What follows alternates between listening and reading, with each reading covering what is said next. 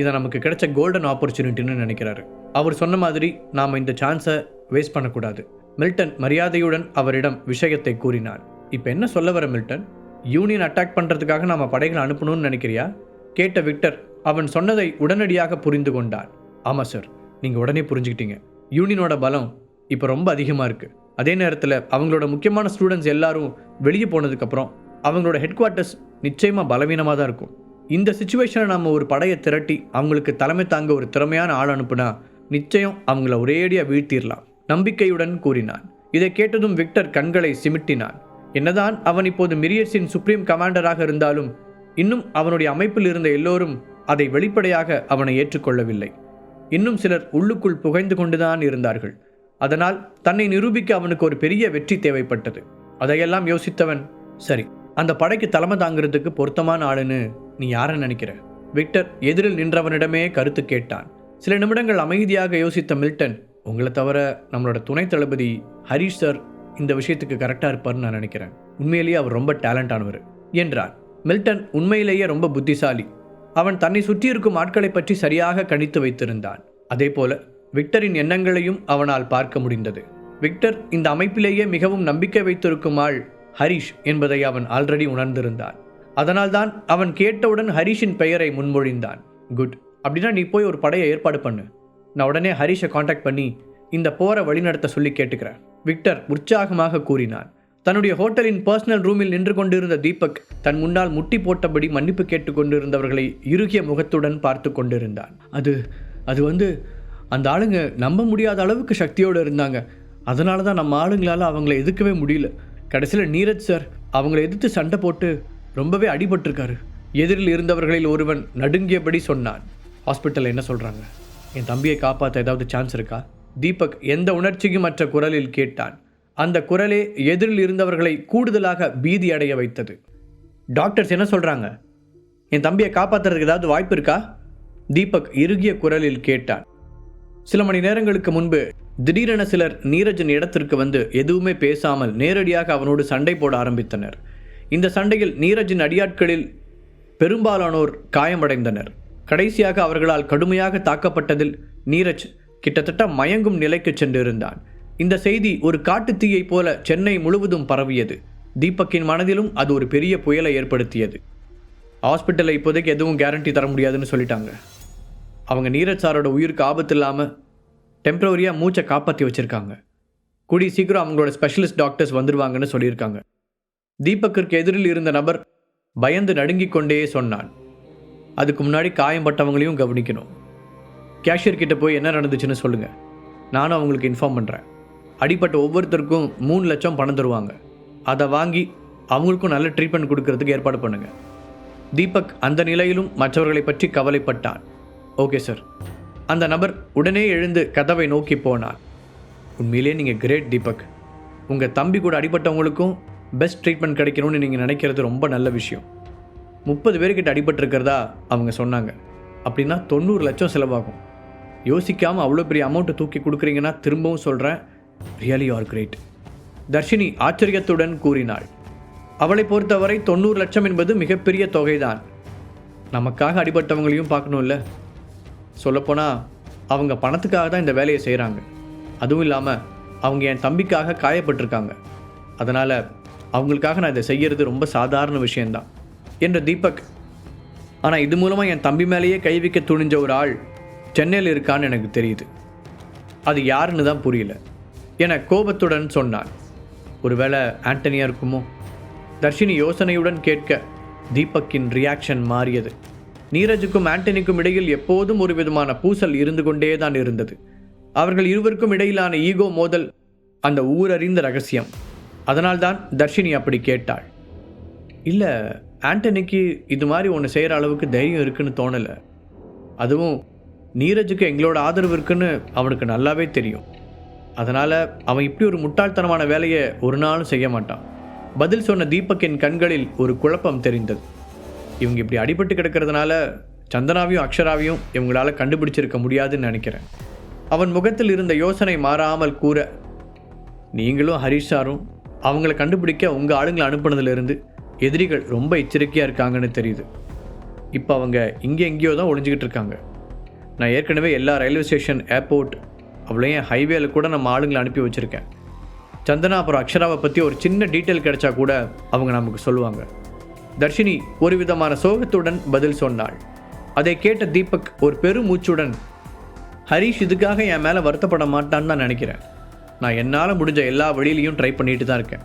ஆனால் என்னால் அவங்களை கண்டுபிடிக்க முடியல என்றார்.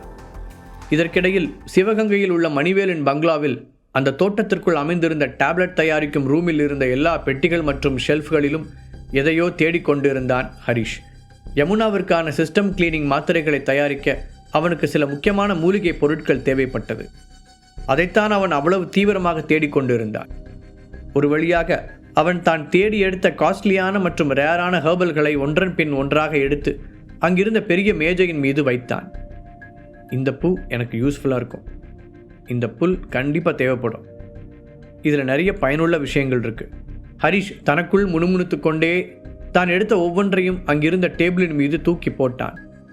இப்படி அவன் அதிசயமான மூலிகைகள் அனைத்தையும் ஒரு குவியலாக தூக்கி போடுவதை யாராவது ஒரு ஹெர்பலிஸ்ட் பார்த்திருந்தால் நிச்சயம் அவன் மீது கோபமும் சிறிது பொறாமையும் அடைந்திருப்பார்கள். ஹரிஷ் இப்படியாக அங்கிருந்த ஒவ்வொரு பொருளாக ஆராய்ச்சி செய்து எடுத்து கொண்டிருந்த போது திடீரென அவனுடைய ஃபோன் அடித்தது. அதில் விக்டரின் பெயர் தெரிய, ஹாய் விக்டர், எப்படி இருக்க என்று உற்சாகமாக கேட்டான் ஹரிஷ். நீ என் பக்கத்தில் இல்லைங்கிற குறைய தவிர நான் நல்லா இருக்கேன். அப்புறம் என்று அவன் தயக்கத்துடன் இழுக்க, என்னாச்சு விக்டர், அங்கே ஏதாவது பிரச்சனையா? ஹரிஷின் குரல் லேசான கவலையுடன் ஒலித்தது. அதெல்லாம் ஒன்றும் இல்லை ஹரிஷ், இங்கே நாங்கள் எல்லாரும் நல்லா தான் இருக்கோம். உங்ககிட்ட ஒரு முக்கியமான விஷயம் பேசுறதுக்காக தான் கால் பண்ணேன்.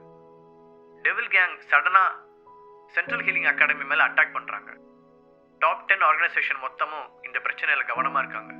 அது மட்டும் இல்லாமல் யூனியன் அமைப்பு தங்களோட முக்கியமான மெம்பர்ஸை சென்ட்ரல் ஹீலிங் அகாடமிக்கு சப்போர்ட்டாக அனுப்ப போகிறதா கேள்விப்பட்டேன்.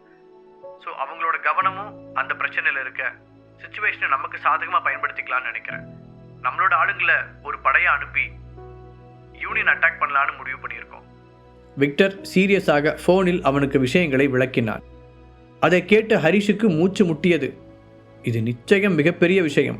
அதுவும் இல்லாமல் இதில் என்ன கருத்து சொல்வது என்றும் அவனுக்கும் தெரியவில்லை. ஹரிஷின் பக்கம் எந்த பதிலும் இன்றி அமைதியாக இருப்பதை கவனித்த விக்டர், ஹரிஷ் லைன்ல தான் இருக்கியா? நான் சொல்றது உனக்கு கேட்குதா என்று கேட்டான். கேட்டுட்டு தான் இருக்கேன் விக்டர். ஆனால் யூனியன் அட்டாக் பண்ணுறதுன்றது சாதாரண விஷயம் இல்லை. உங்களுக்கு கிடைச்ச நியூஸ் நம்பகமானதான்னு உறுதியாக இருக்கீங்களா? ஏன்னா யாராவது உங்களை ஏமாற்ற நினைக்கலான்னு நான் பயப்படுறேன். ஹரிஷ் தனக்கு தோன்றியதை மறைக்காமல் நேர்மையுடன் விக்டரிடம் கூறினான்.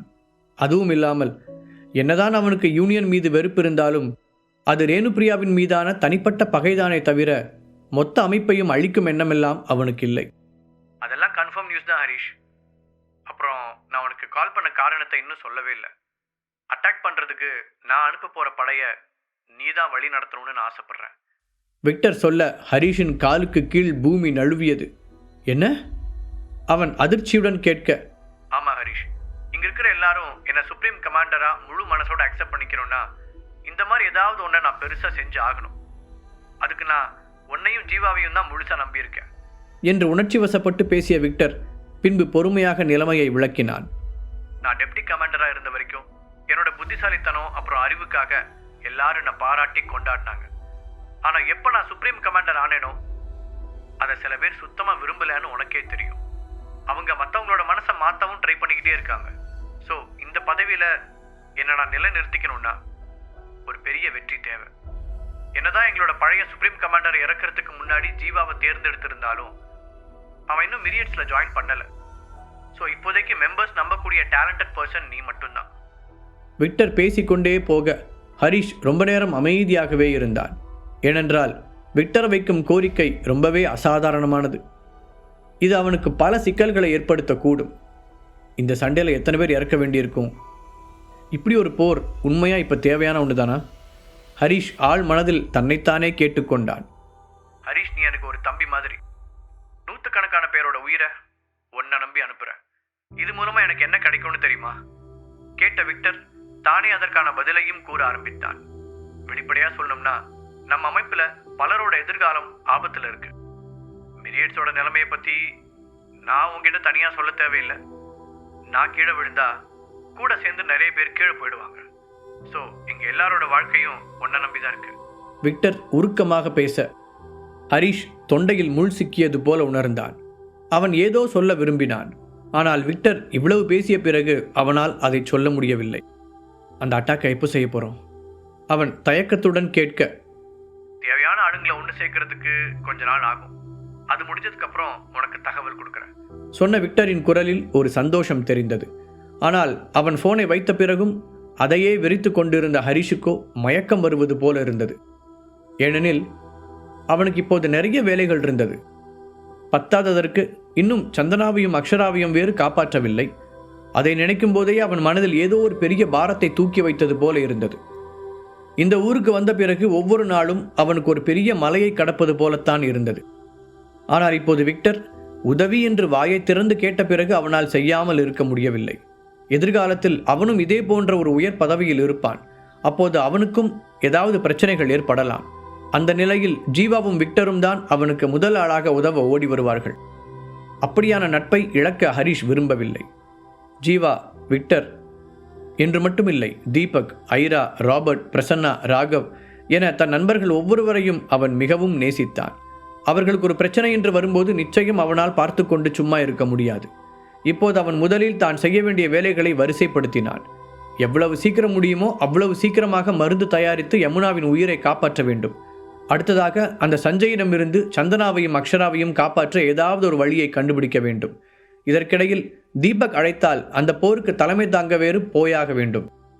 நினைக்கும் போதே ஹரிஷுக்கு தலை சுற்றுவது போல இருந்தது. ஹரிஷ் இப்படி குழம்பிக் கொண்டிருந்த அதே நேரத்தில் அந்த ஊருடைய புறநகர் பகுதியின் ரோட்டோரத்தில் ரொம்பவே காஸ்ட்லியான கார் ஒன்று ரொம்ப நேரமாக நிறுத்தப்பட்டிருந்தது. அந்த காரில் இருந்து மெதுவாக இறங்கிய சிவபாலன் கவனமாக சுற்றுமுற்றும் பார்த்தார். முழு கதையையும் கேட்டு மகிழ பாக்கெட் FM ஆப்பை டவுன்லோட் செய்யுங்கள். லிங்க் டிஸ்கிரிப்ஷனில் கொடுக்கப்பட்டுள்ளது.